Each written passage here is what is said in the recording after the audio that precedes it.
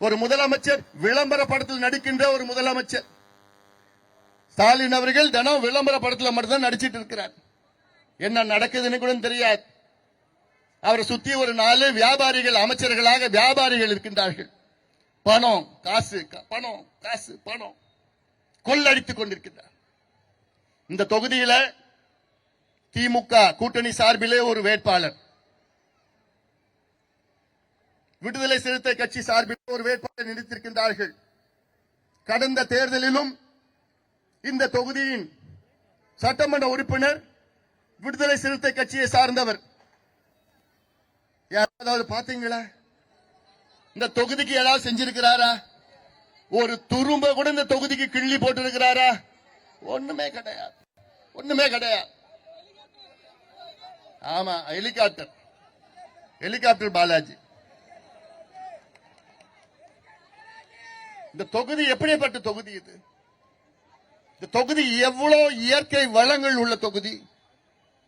என் வீடு இங்க இருந்து அரை மணி நேரம் தான்.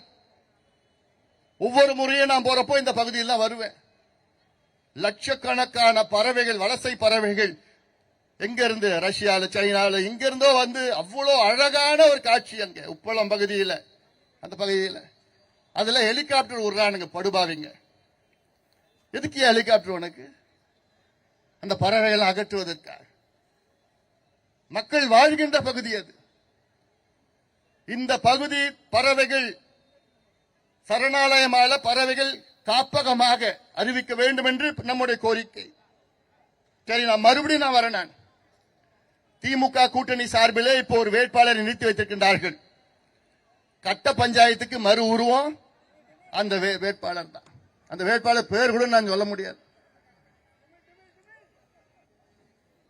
புரியுதா உங்களுக்கு?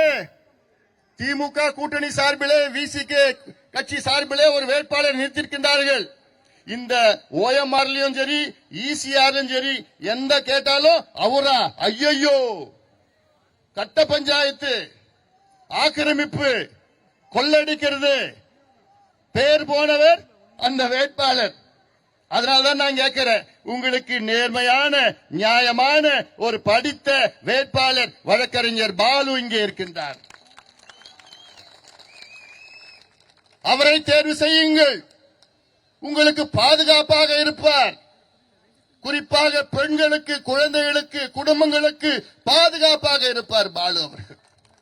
அதுதான் நான் சொல்கின்றேன். நல்ல ஒரு வேட்பாளரை தேர்வு செய்யுங்கள். பண மூட்டை எடுத்துட்டு வருவாங்க. கட்ட பஞ்சாயத்து வச்சு கொள்ளடிச்சிட்டு வச்சிருக்கிறாங்க. பணத்தை கொடுப்பாங்க. 1000 2000 அப்படின்னு கொடுத்துட்டு இருப்பாங்க. தயவு செய்து நான் கேட்கிறேம்மா, குறிப்பா நான் பெண்கள் கிட்ட சொல்றேன், நானு தாய்மார்கள் கிட்ட சொல்லிட்டு இருக்கிறேன். இன்னும் ஒரு 5 வருஷம் தாங்காது. இன்னொரு 5 வருஷம் இந்த நாடு தாங்காது. 5 வருஷம் நாசப்படுத்தி குட்டி செட்டாகிட்டாங்க திமுக. அதனால்தான் வழக்கறிஞர் பாலு அவர்கள் இங்கே வெற்றி பெற்றாக வேண்டும். தமிழ்நாடு முழுவதும் நாம் கூட்டணி கட்சிகள் வெற்றி பெற்றாக வேண்டும். இது முக்கியமானது.